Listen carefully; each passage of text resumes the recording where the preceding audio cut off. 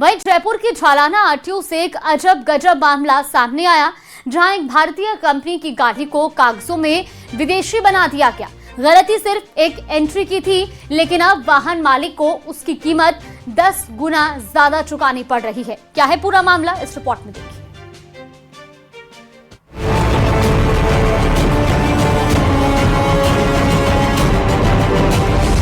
RTO की गलती, चालक परेशान, देसी वाहन को बताया विदेशी, आरसी रिन्यू कराने के लिए लगा रहे चक्कर। तस्वीरों में नजर आने वाली ये गाड़ी महिंद्रा बोलेरो है। करीब 15 साल पहले खरीदी गई थी और एक समाज सेवी संस्था के नाम रजिस्टर्ड है।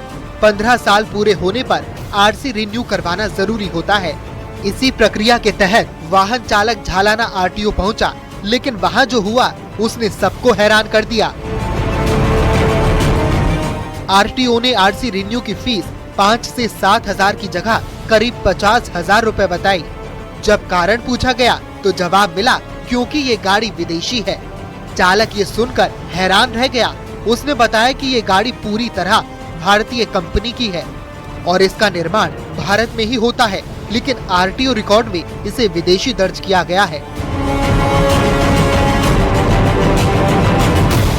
संस्था ने महिंद्रा कंपनी से लिखित प्रमाण भी लिया, जिसमें साफ तौर पर लिखा है कि बोलेरो भारतीय वाहन है, लेकिन बावजूद इसके समाधान नहीं निकला। हम महिंद्रा में गए, महिंद्रा ने खुद का लेटर जारी कर दिया कि इम्पोर्टेड नहीं है, नॉर्मल गाड़ी है। अब वापस हमने आरटीओ में सबमिट किया है तो वहाँ करेक्शन नहीं हो पा रहा। अभी 2 तारीख को हमने वापस जनरेट करवाई है फीस, उसमें वही 43,000 फीस वापस जनरेट हो रही है। अदरवाइज कितने पैसे लगते हैं आज के दिन? लगभग 7,000 रुपए। और परिवहन विभाग का क्या कहना, आरटीओ का क्या? परिवहन विभाग कहता है कि हमने इसको करेक्शन कर दिया है, परंतु करेक्शन हो नहीं रहा है। जब इस पूरे मामले पर न्यूज़ 18 ने आरटीओ अधिकारियों से बात करनी चाही, तो किसी ने भी कैमरे पर बोलने से इनकार कर दिया।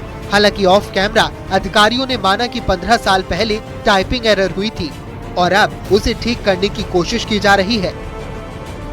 देश में बनने वाली इस गाड़ी को लेकर जो है वो इसकी आरसी को अब कैसे रिन्यू कराया जाए, गेंद जो है वो परिवहन विभाग के पाले में है। इस पूरी गुत्थी को कैसे सुलझाया जाता है, जबकि इस गाड़ी की जो निर्माता कंपनी है उन्होंने बाकायदा एक लेटर लिख के दिया है कि ये गाड़ी जो है वो देश में ही बनाई जाती है और ये पूरी तरीके से जो है वो देसी गाड़ी है। बावजूद इसके जो है इस गाड़ी की आरसी को रिन्यू नहीं किया जा रहा। तो ये है जयपुर के अंदर परिवहन विभाग की एक रोचक कहानी। कैमरामैन अविनाश के साथ आसिफ खान, न्यूज़ 18 जयपुर।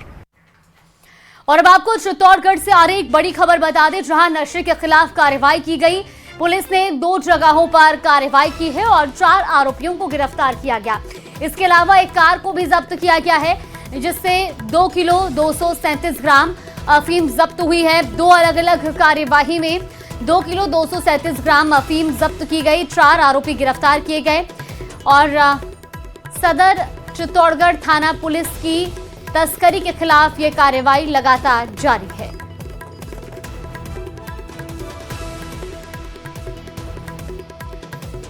तो नशे के खिलाफ ये बड़ी कार्रवाई की गई है। चित्तौड़गढ़ से खबर आपको बता रहे हैं, जहां पुलिस ने 2 जगहों पर कार्रवाई करते हुए 4 आरोपियों को गिरफ्तार किया है।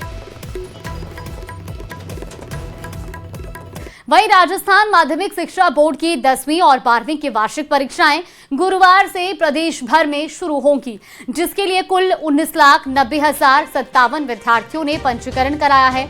राज्य में 6,194 परीक्षा केंद्र भी बनाए गए हैं। तो जिला स्तर पर अभय कमांड सेंटर से भी परीक्षा व्यवस्था की मॉनिटरिंग की जाएगी, जिससे किसी भी प्रकार की गड़बड़ी पर तुरंत कार्रवाई हो सके। शिक्षा विभाग और जिला प्रशासन ने संयुक्त रूप से परीक्षा संचालन की तैयारियां पूरा होने का दावा किया है।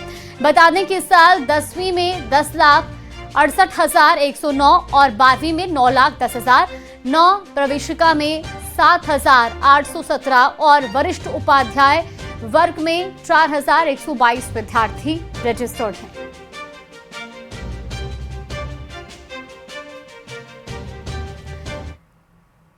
बोर्ड की परीक्षाएं कल यानी 12 फरवरी से शुरू होने जा रही है। इन परीक्षाओं को लेकर बोर्ड प्रशासन ने कड़े इंतजाम किए हैं। कंट्रोल रूम की स्थापना की गई है, जिसकी तैयारियां यहां पर पूर्ण की जा रही हैं।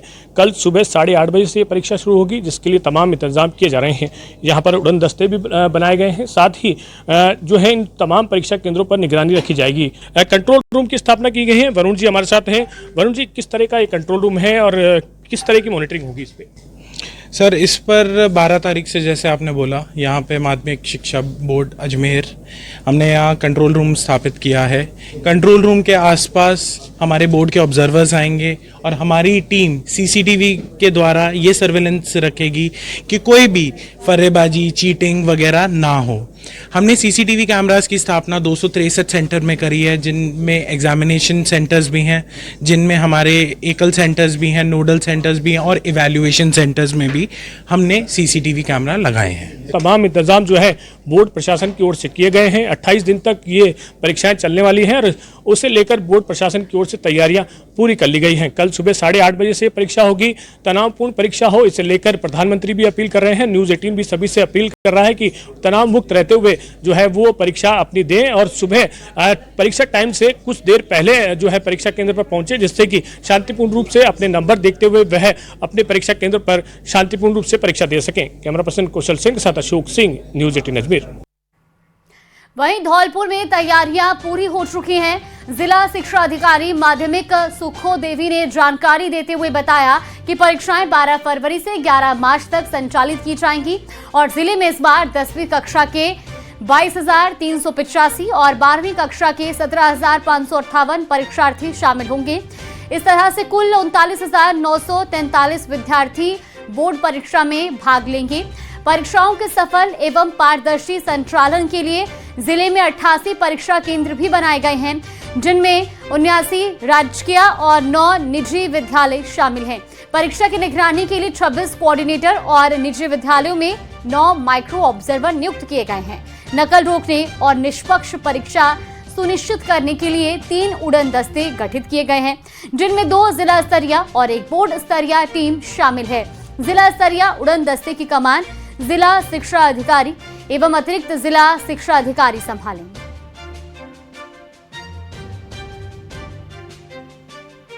माध्यमिक बोर्ड परीक्षा 2026 12 फरवरी से प्रारंभ हो रही हैं और 11 मार्च तक चलेंगी, जिसमें हमारे ज़िले में 88 परीक्षा केंद्र बनाए गए हैं।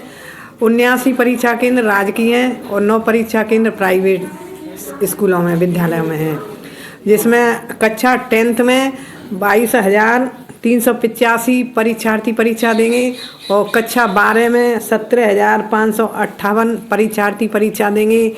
इस तरह कुल मिलाकर के 39,943 विद्यार्थी परीक्षा में बैठेंगे।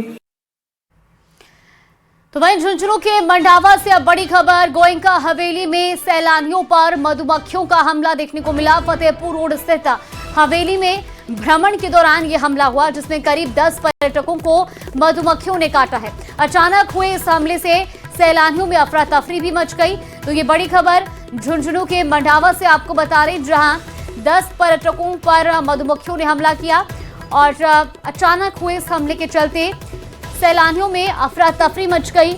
गोयनका हवेली में सैलानियों पर मधुमक्खियों ने हमला किया है और इसमें 10 लोगों को यानी कि 10 पर्यटकों को मधुमक्खियों ने काटा, जिन पर मधुमक्खी का हमला हुआ। इसके साथ ही जो वहां पर मौके पर बड़ी संख्या में पर्यटक मौजूद थे, उनमें अफरा तफरी भी मच गई।